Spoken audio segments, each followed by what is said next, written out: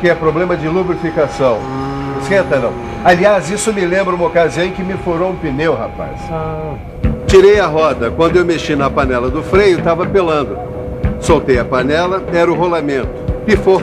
Não havia sido lubrificado direito e estragou.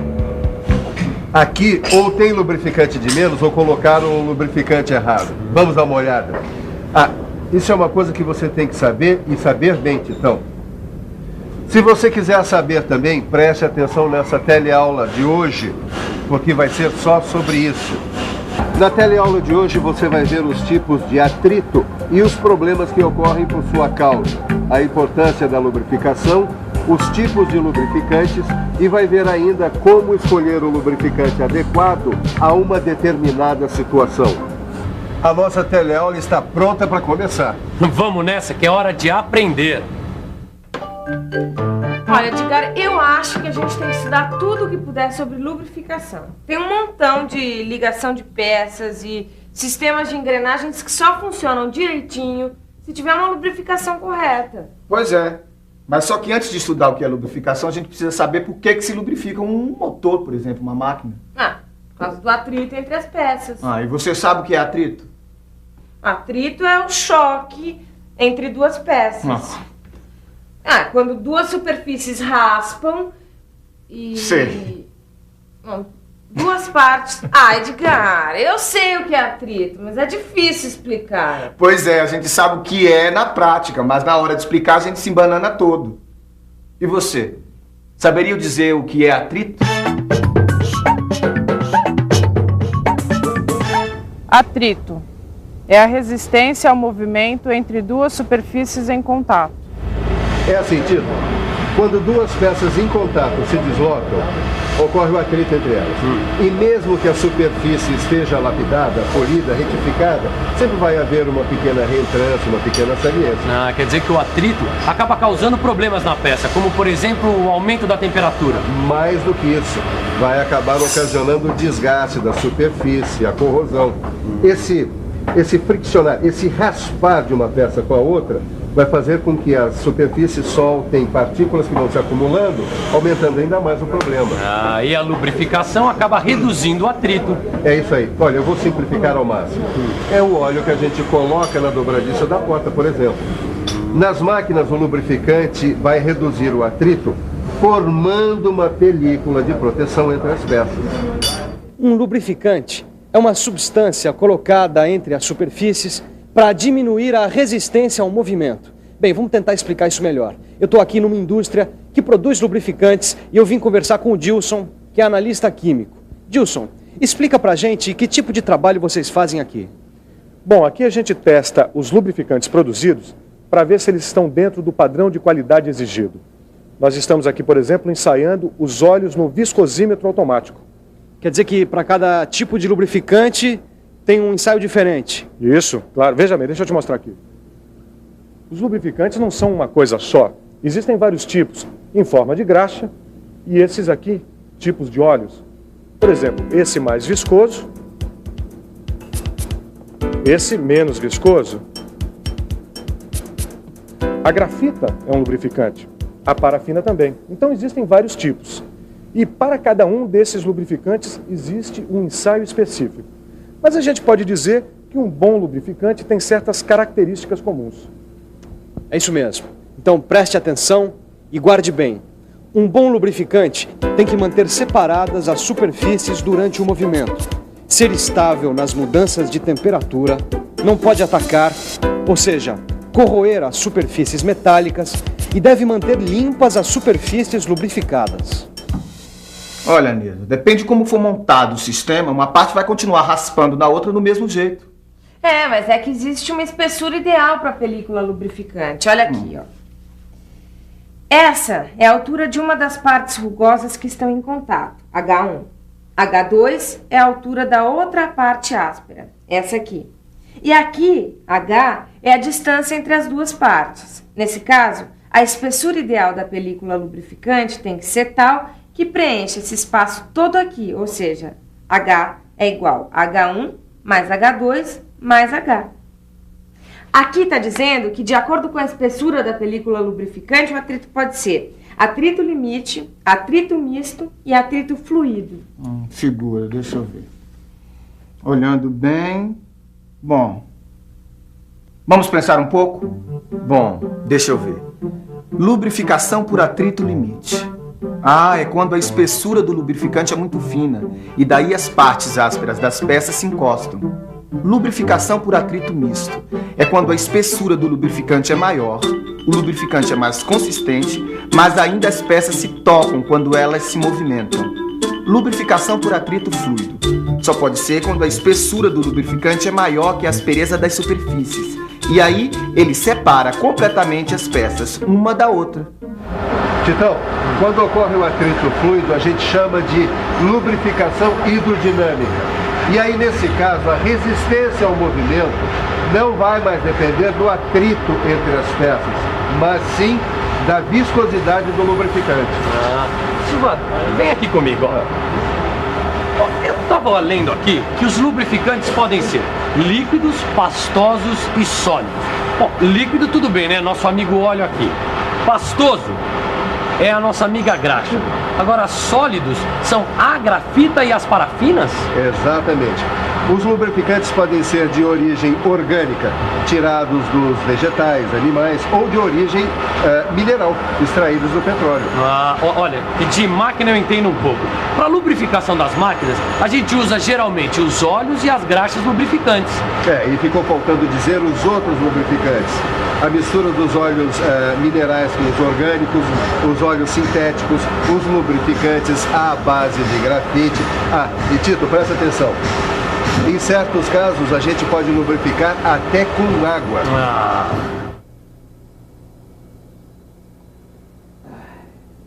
Obrigado, Gilson. Calorzinho aqui tá brabo, gente. Mas vamos lá. Óleos minerais. Eles são muito usados porque eles são baratos e oxidam pouco. Eles vêm principalmente do petróleo, não é, Gilson? Eles são extraídos principalmente do petróleo e, em menor escala, do carvão, da pedra lignita e do xisto betuminoso. E eles podem ser classificados de diversas maneiras, não é?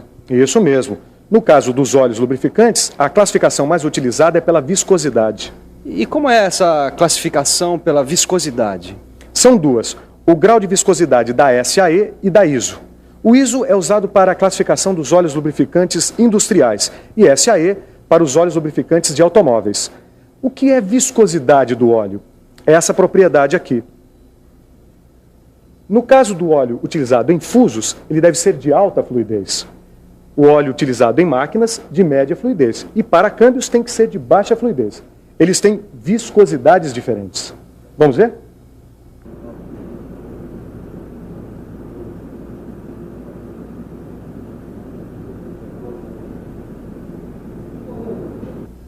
Gilson, mas tem também as graxas minerais, não é? É isso, só que no caso das graxas, a classificação é feita segundo sua consistência, nos moldes propostos pelo NLGI, Instituto Nacional de Graxas Lubrificantes dos Estados Unidos. Tito, olha aqui. As graxas lubrificantes, em comparação aos óleos minerais, têm maior consistência plástica, tá vendo? As graxas são produtos obtidos pela combinação de um líquido lubrificante e de um espessante. Bom, mas isso você já viu, não é? O que eu sei é que o líquido lubrificante geralmente é um óleo mineral. E o espessante são sabões metálicos à base de sódio, cálcio, bário, lítio e alumínio. Mas existem as graxas especiais que são feitas com outros tipos de óleo e de espessante. Agora, vai metendo a mão na graxa que ainda tem coisa para aprender, viu? Olha aqui, Edgar, óleo de oliva. Esse aqui também é um óleo orgânico. No caso, esse veio da azeitona, né? Esse aqui, como o óleo de rícino, sebo e outros óleos, eles são todos orgânicos, porque eles vêm de animais ou vegetais. Eles têm alta capacidade de lubrificação, sabia? Então vamos usar esse em algumas partes do nosso kart. A gente até pode, Ed. O problema é que eles envelhecem muito rápido, sabe? Eles ficam resinosos, espessos. E, além de tudo, eles são muito caros. Por isso, eles só são usados em ocasiões especiais. Então, guarda esse aí pra gente usar na salada, tá? Mas acontece que ainda existem as misturas de óleos orgânicos e minerais, os lubrificantes sintéticos e os lubrificantes grafíticos. Mistura de óleos orgânicos e minerais. lubrificante sintético, lubrificante grafítico. Bom, sobre isso nós temos uma fita aqui, ó. Vamos assistir junto. Fique por dentro.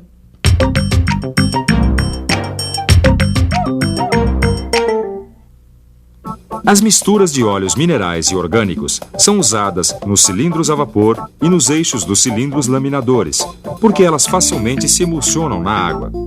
São usadas também quando é necessária uma elevada capacidade de lubrificação, como em redutores de velocidade compostos por parafusos com rosca sem fim e em engrenagens cônicas rebaixadas. Os lubrificantes sintéticos suportam as mais diversas condições de uso. São sintéticos porque resultam de síntese química. Os lubrificantes grafíticos são usados nas superfícies de deslizamento porque eles fazem com que elas fiquem mais absorventes, lisas e resistentes ao engripamento. O tempo de amaciamento é reduzido com o uso deste lubrificante. A grafita é também usada como ingrediente de óleo lubrificante ou graxa e na lubrificação a seco. Bom, Silva, a gente já viu um monte de coisa, mas eu queria saber, quando é que a gente usa um produto, quando é que a gente usa o outro?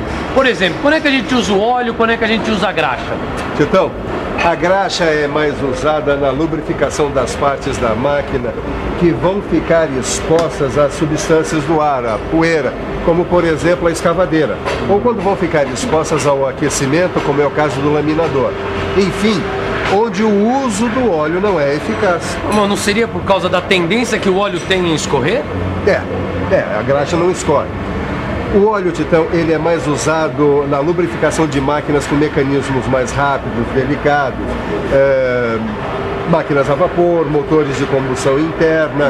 Tudo bem, Silva, tudo bem. Mas eu queria saber quando é que eu uso um tipo de lubrificante adequado para uma determinada máquina. Profissionais técnicos, mecânicos, engenheiros, pesquisadores fizeram vários testes e observaram qual o melhor lubrificante para os diversos tipos de máquinas e para o trabalho em determinadas condições, temperatura, atrito. Todas essas observações foram reunidas em tabelas. Daí que você não precisa inventar a roda todo dia. É só consultar. Olha aqui. Essa é uma tabela para graxas. Você tem aqui a máquina ou o sistema que você quer lubrificar. Nessa outra coluna, o ponto de gotejamento mínimo da graxa e o teor máximo de água que ela pode ter. No caso aqui de mancais a quente, a graxa deve ter o ponto de gotejamento acima de 120 graus centígrados, teor de água abaixo de 1%. Você faz a mesma coisa com relação aos óleos, ó. Olha aqui, ó.